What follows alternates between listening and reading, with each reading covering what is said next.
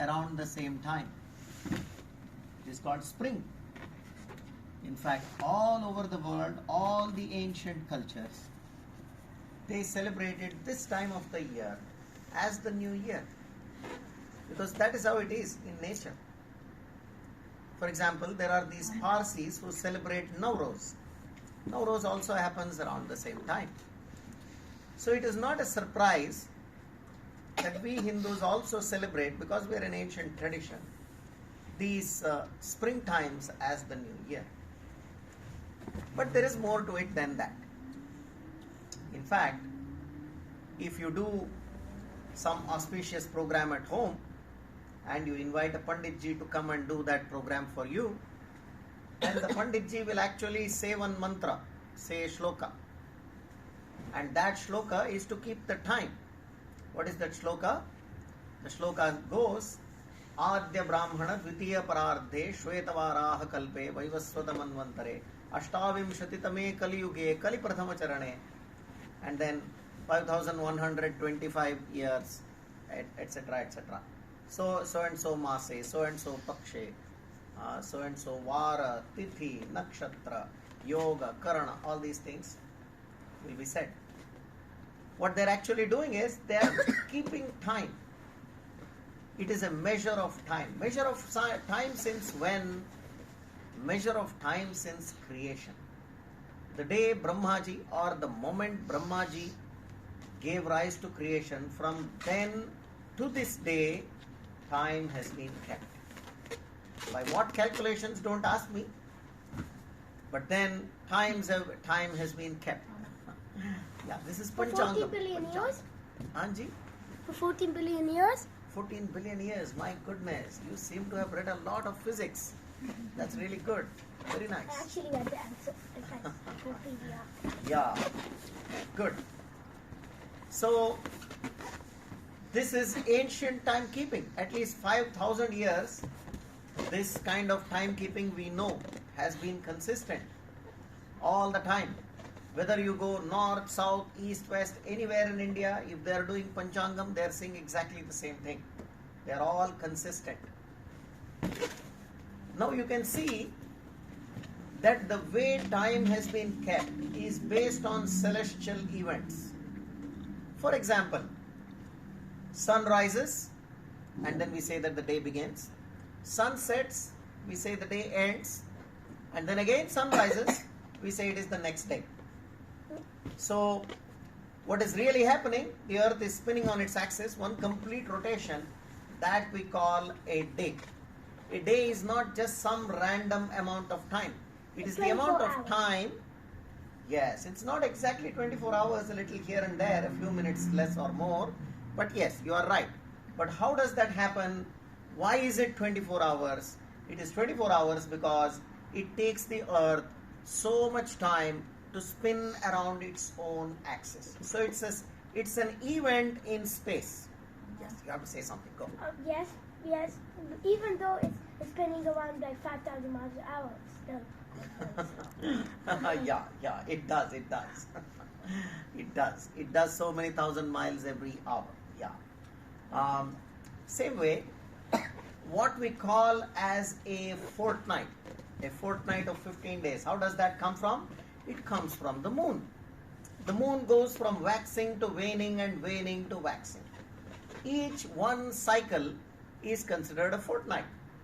So a fortnight is not actually 15 days. It is a little less than that. Like 14 days? Almost. 14 and 15. It is somewhere in between the two. So,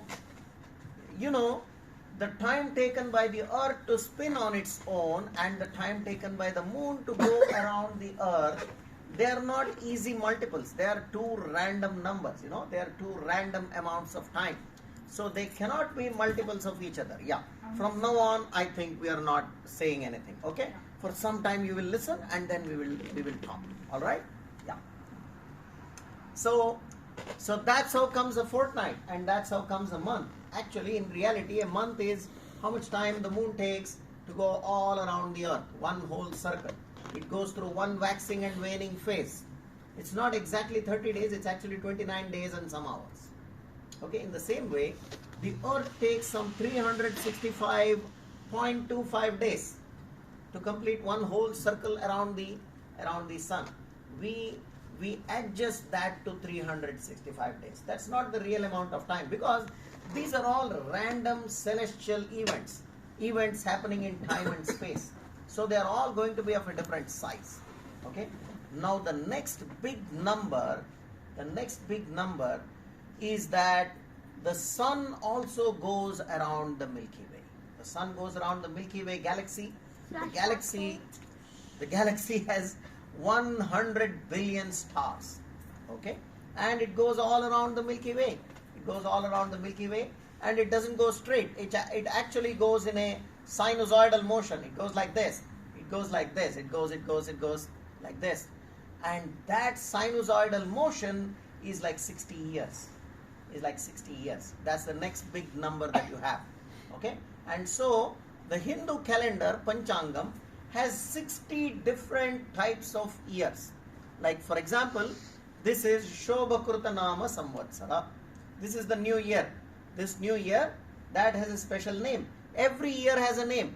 There are 60 different names. Why is that? Because it takes care of the sinusoidal motion of the sun. Not just that. The next big number is due to the precession of the earth. You know, the earth spins at an angle on its axis. It spins like this, but it just doesn't spin on its axis like that. There is one more kind of motion that it does. It is a wobbling motion. Like, you know, have you ever spun a top? You know, lattu, you spin a lattu, okay? Lattu spins very fast. But it not only spins, it also wobbles. In the end, it keeps wobbling like this. You know, if you play the game of lattu, it wobbles. So it may be spinning thousands of, spins every minute, but it only wobbles twice or thrice in a minute. Okay? So like that, the earth also wobbles. And the time taken for the earth to wobble around itself is 26,000 years. My goodness, that's a big number. Meaning, it spins 26,000 times on its own axis before it can wobble once around itself. Okay? So that's one more number.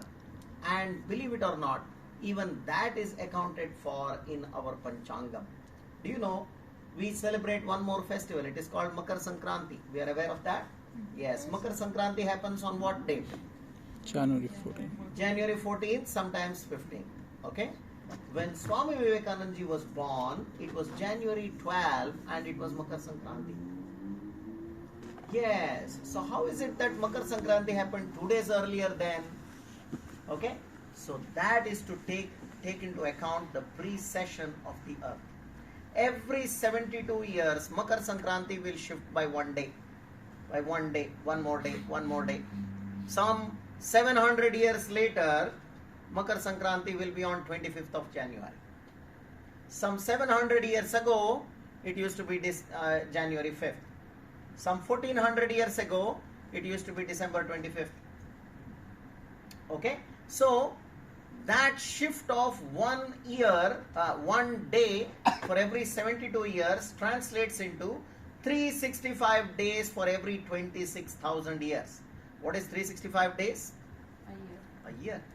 So you lose 1 year every 26,000 years because the earth wobbles around itself by one whole circle every 26,000 years. So that Makar Sankranti, it gives you an idea that there is some wobbling motion also that the earth does. Okay? Last but not the least, when I said that shloka, I said Manvantara. There is a word called Manvantara. Okay, and this is a completely random number. You know, these are all random numbers. 24 hours is a random number. Okay, 14 days and some number of hours is a random multiple of the number of days. 29 days being a month is a random number because these are all celestial events. Okay, and this Manvantara is a random number which is like the next biggest number that we have, and that number is 300 million years. A Manvantara is 300 million years, and I cannot see what it could be representing. We never knew what it represented. Okay, until somebody came out with the scientific fact that the sun takes some 250 to 300 million years to go all around the Milky Way. Okay, otherwise there is nothing. The 26,000 multiplied by nothing is 300 million years. Okay, I mean, there is no, this is not a simple multiple game. Somehow they came up with these numbers. Don't ask me how. They came up with these numbers and said, these, we are keeping time like this. And I said one more word. That last word was kalpa. Kalpa means creation. Kalpana means Brahmaji imagined and life came into existence. That is the story of creation. You know, it is Brahmaji's imagination. Kalpana, kalpa. So every time Brahmaji imagines, there will be a creation. Okay, so that's the story behind. That's how that's the metaphor for creation. And believe it or not, according to the Panchanga calculations, this creation, this particular present creation, is 1980 million years old, which is like about 2 billion years old. The last time life exploded on the planet, you know, life became ubiquitous everywhere. That was 2 billion years ago. The Cambrian explosion. The Cambrian explosion? Yeah. My goodness. How do you know all of this? With the encyclopedia. With the encyclopedia, I think the entire encyclopedia went into your head somehow. Yeah, I know. Wow, my goodness. I never knew someone is going to tell that. Huh? Okay. So how did these ancient people come up with these numbers? Correct answer, I don't know. Somehow they came up with these numbers.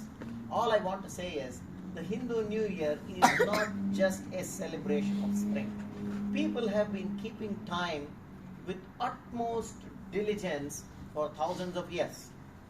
Okay? And that is why our celebration of the New Year, in fact, there is this scientist called Carl Sagan. Have you heard of this person? You must have heard. Yeah, Carl Sagan. Okay. Yeah, I remember. You've heard of him? Okay. So he says that the only people on the planet who probably have a good understanding of time are the Hindu people. What do we? Okay?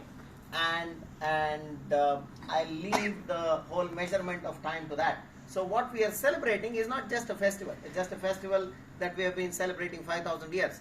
We are actually marking the measurement of time in a very, very scientific manner for thousands of years. That is what is Varsha Pratipada for us.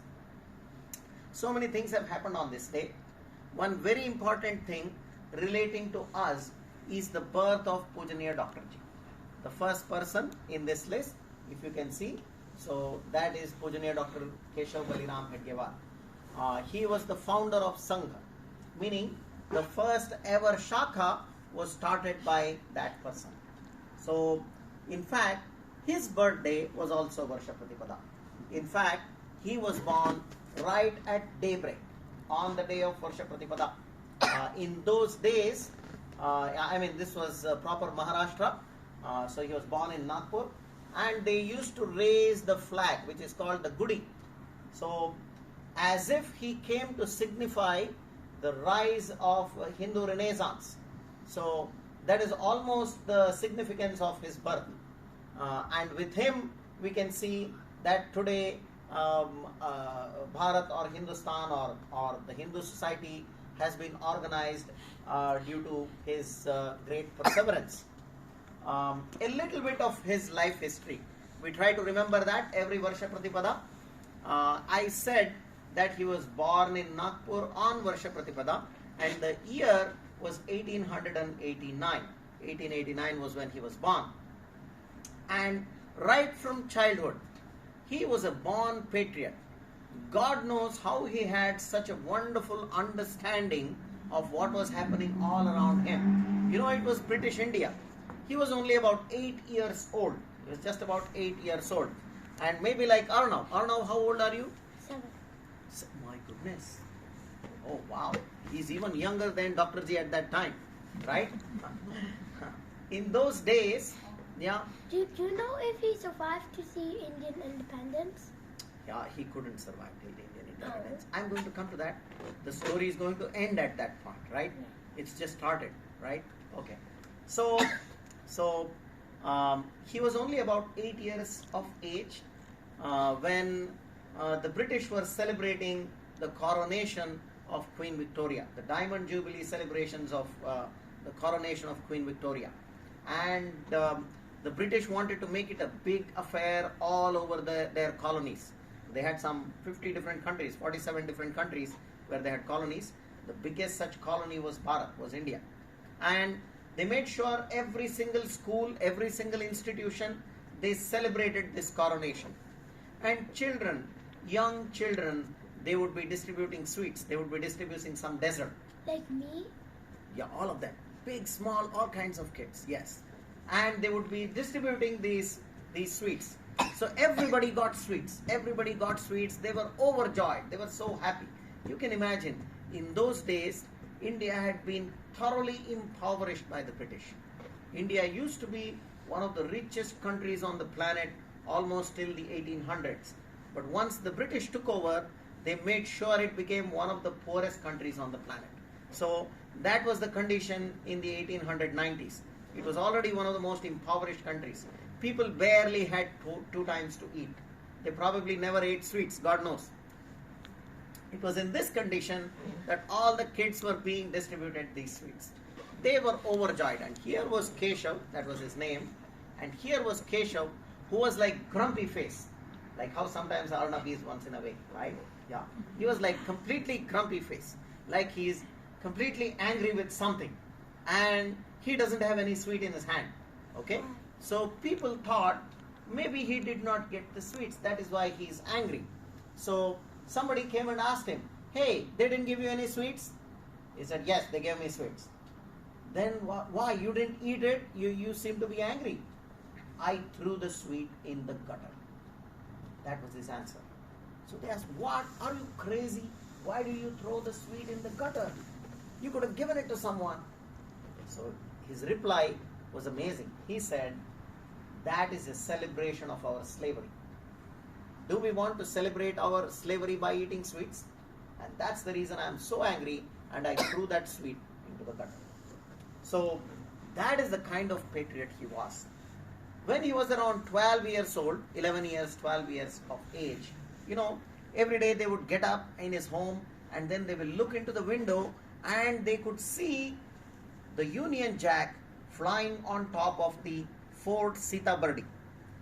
From his home, they could see the fort. There was a fort, and that fort, on top of that fort, they were flying the British flag. The British flag. Yeah. So on top of that fort, they had this Union Jack, the British flag. So Keshav thought that, oh, they are flying the Union Jack on top of that fort. That's why there is slavery. If we remove that flag and if we put up the Bhagwa Dwaj, then this whole country will become ours. So that is what he thought. And then he got all his friends. All like 10 years, 11 years, 12 years, those kind of all kids. And then he said, I have a plan. And then they talked about the plan. It was a very secret plan. And then that secret plan had to be executed. So around their home, there was another small room kind of facility. And this belonged to a person called Sane Guruji. So this person had let all the kids use his one of his rooms. I mean, actually, like it was like a small home, one of these small homes, so that they could go there and do their studies, maybe do their homework, kind of thing. So all the kids would gather over there, and then they would do all their homework, do their studies, and that's what they would be doing. So once this plan happened, the kids all went into that small house, and then they locked the door from inside, and then they would be there for about 3 hours, 4 hours. They will come back only when they are hungry. And then they will come back, they will go eat in their homes, and then again come back. And then, and then again for 3-4 hours, there is no, So people grew suspicious. Oh, suddenly the kids have become very studious. What happened?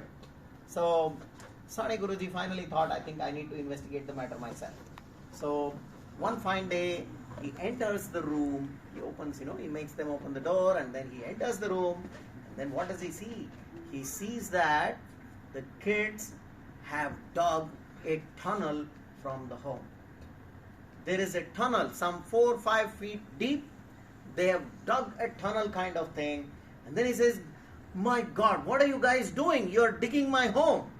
So they say, actually, we are not digging your home. We think that we can dig this tunnel and then come up that Fort Sitabardi. We will all go through that tunnel and pull down that Union Jack, so India will become free.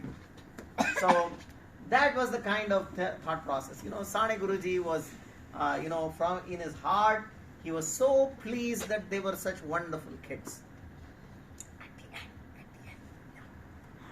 He was so pleased that the kids were so awesome. They were thinking about such wonderful things. But then he had to admonish them. They had dug up his home.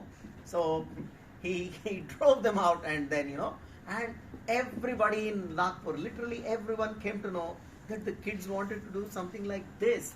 They were overjoyed. People were overjoyed. Unfortunately, there was an event that happened the next year.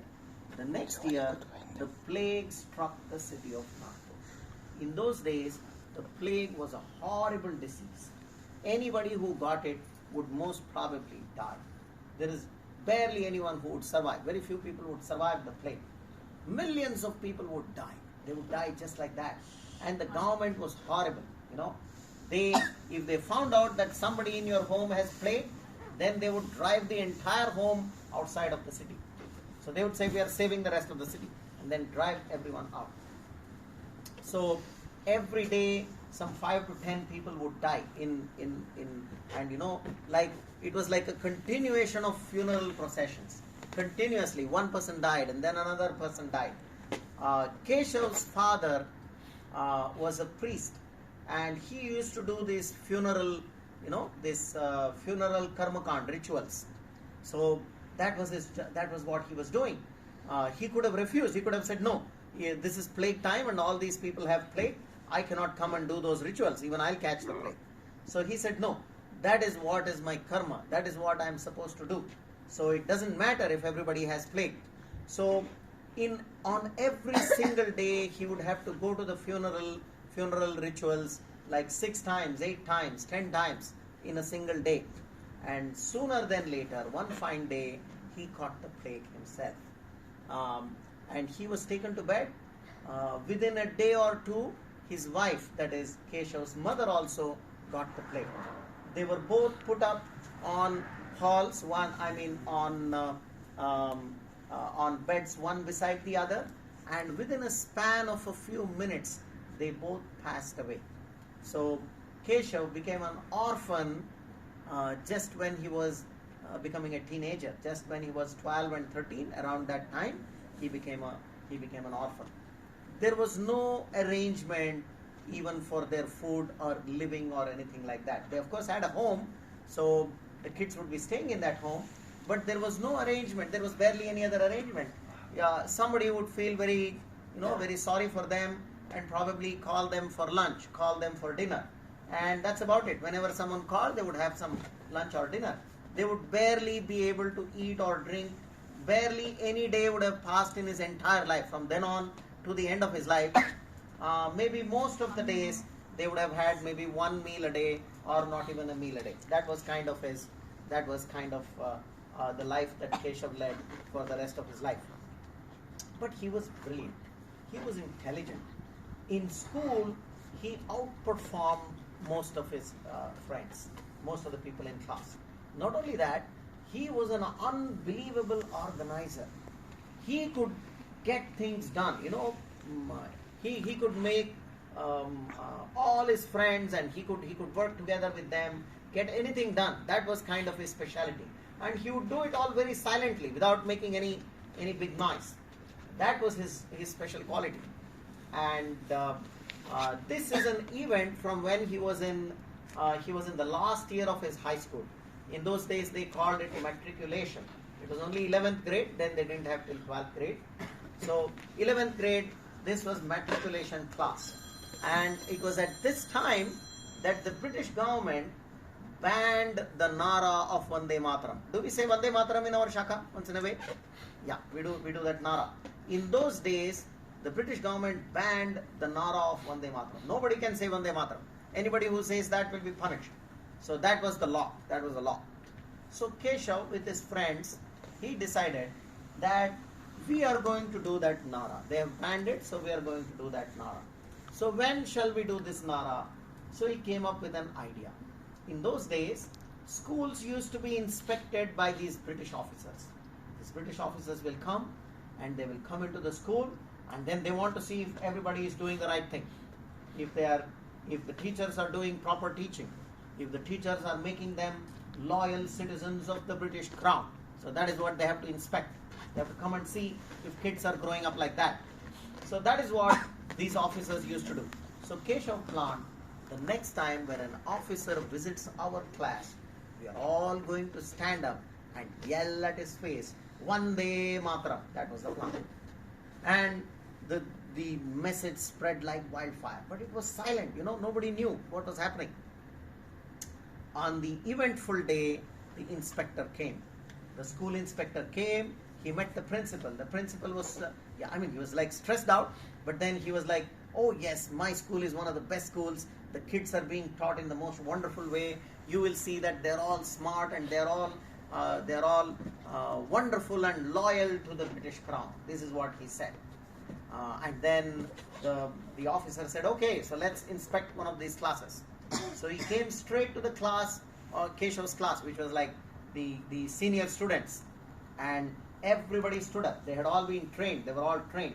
When an officer comes in, you stand up and say, good morning, sir. That is what you will say. And all of them stood up. The principal was expecting, okay, good. They're all standing up together. And then instead of saying, good morning, sir, they all yelled, Vande Mataram.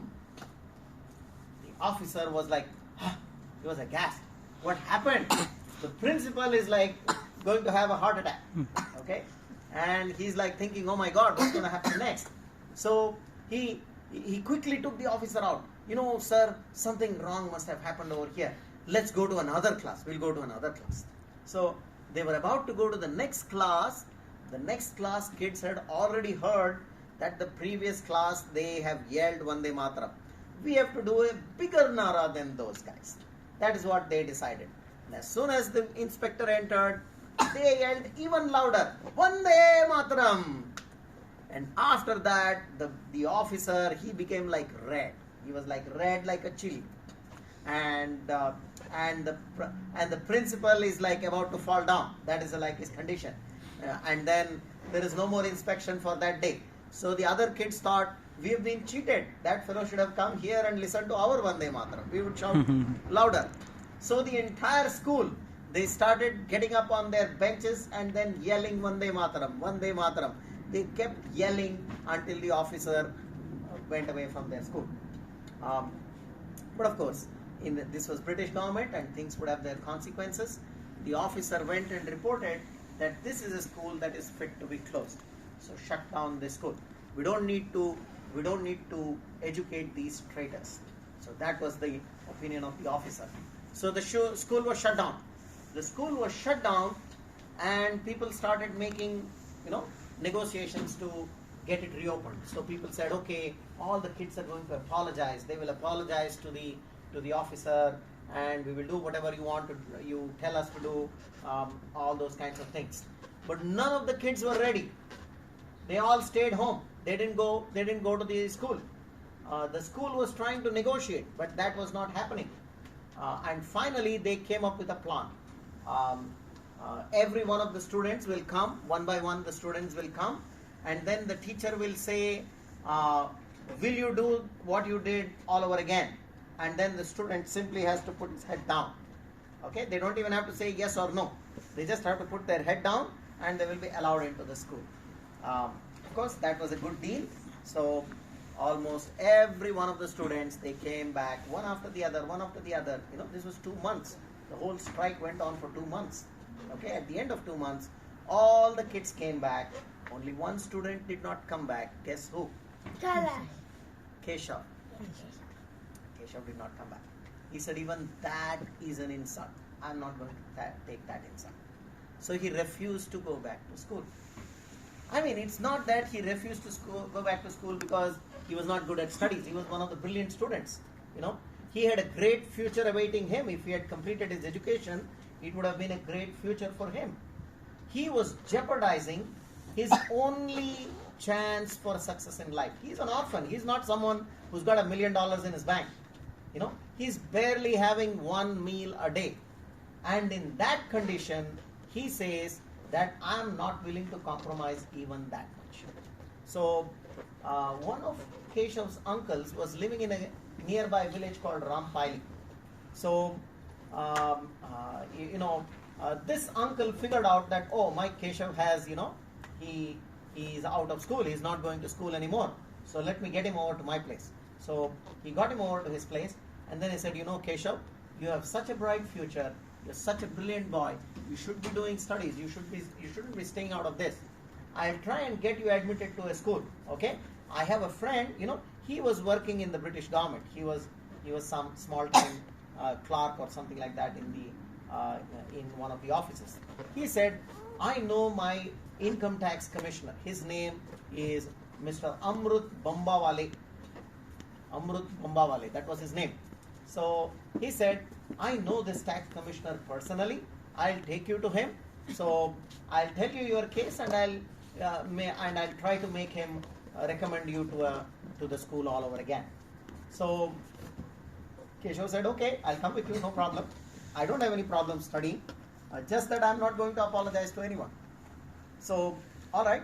So he took Keshav with him, and then this tax commissioner, Mr. Amrut Bambawale, he started giving a bauddhik, like how I'm giving to you right now. And you guys have to simply listen. You can't even say anything, right? So like that, he started giving a bauddhik.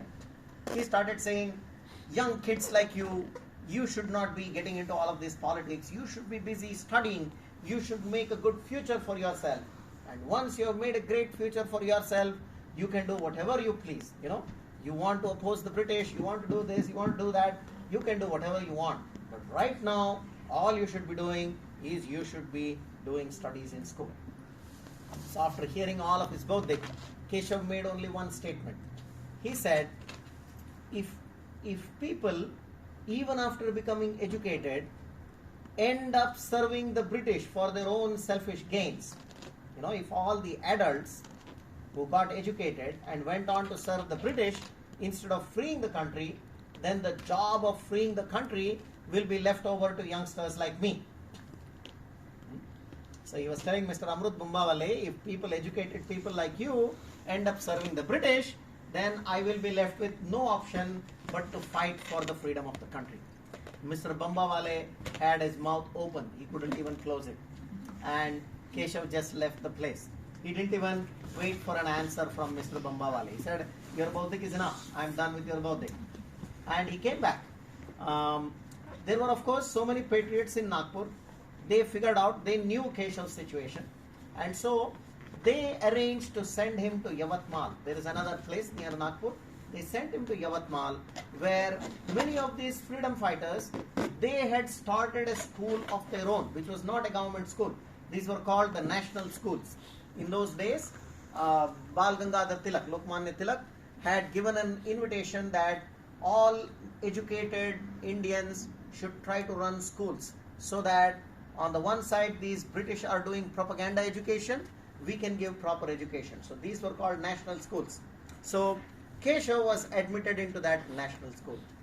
But the government had a very bad eye on these national schools. They were looking for some reason for them to shut down these schools. And unfortunately, even before the year could be done, the city commissioner found some reason and he shut down that school. So finally, of course, Keshav had completed the year, so he got to give the examinations in private. So he gave the examinations as a private student. He went to Pune and then he gave the examination.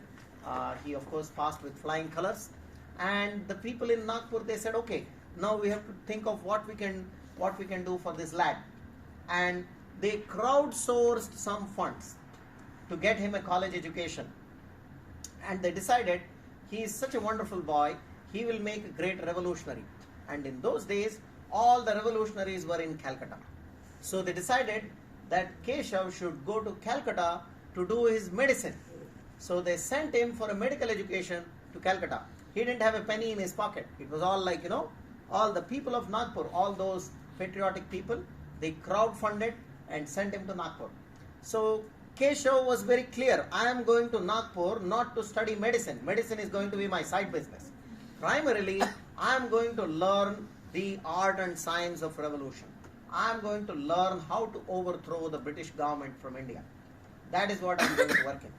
And in Calcutta, in those days, all the revolutionaries were grouped under an organization by name Anushilan Samiti. And the people of Anushilan Samiti were people of great vows. They used to take very terrible vows. And they used to live a very harsh kind of life. They used to train themselves in all kinds of things. And it was very difficult for someone to come into their core committees. They would give several kinds of tests before someone would be allowed into their core committee. We don't have too much information, but then from the records of Anushilan Samiti, whatever was available, it came to be known that Keshav had gone right into the heart center of the Anushilan Samiti. He was the core team, he was part of the core team of the Anushilan Samiti by the time he completed his medical education. He did lots of work over there while he was in college, and once he was done with his medical education, his principal, the principal of the medical college, thought, this boy is really brilliant, I will send him to Burma, today's Myanmar, where there is a new hospital that is coming up, and then there is a great doctor who is doing all of these things. He can learn a great deal, and he'll make a very good living if he goes over there. So he recommended his name for being selected over there. But Keshav said, I did medicine, but medicine is side business for me, not even business for me. I just came here on the alibi of medical education. This is not my way of life. I am not here to practice medicine. I'll go back to my hometown and I will do what I plan to do. So he came back to Nagpur. He did not practice medicine even one day in his entire life. Not a single day. He decided that he will not earn for a living. You can just imagine what kind of a human being that must be. And he said, I am going to dedicate my life for the freedom of my country. That is what he decided. And so many people, young boy of around 25, 22, 23, and he's just come with a medical education. In those days, the entire province of central provinces and Berar had about 75 doctors. That is the total number of doctors that were there. Anybody who set up practice would have become a millionaire. So he was saying, I'll remain poor for my life. I have an education. I will devote my entire life for the emancipation of the motherland. That was his decision. So there were several people. They wanted to get him married to their daughters, things like that. Okay, and so many offers were coming. And they used to even consult his uncle. They would say, okay, this will be a great alliance. Your hone wale samdiji, his in-laws are like millionaires. He will go into a wonderful life. And Keshav would reject all of them. He would just say, I don't want to put another person's life in trouble. My life is in trouble, that is more than enough. So that was his standard reply. So soon people stopped asking him to either start a medicine practice or get married. His revolutionary activities continued, but after the First World War, there was a big setback to all revolutionary activities in India.